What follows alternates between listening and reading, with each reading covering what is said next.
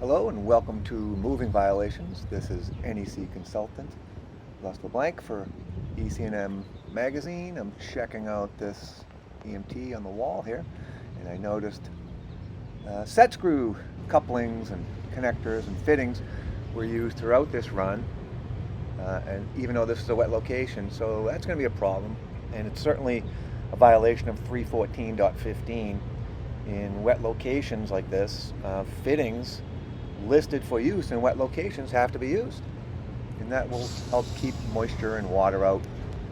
It looks like the bottom raceway is okay. It looks like there's compression fittings on that one, and that goes up there, and yeah, that's definitely the compression coupling there. So one raceway is okay, but the other one's got these set screw connectors in a wet location, and that's definitely a problem. The water's going to get in that raceway and cause all kinds of problems.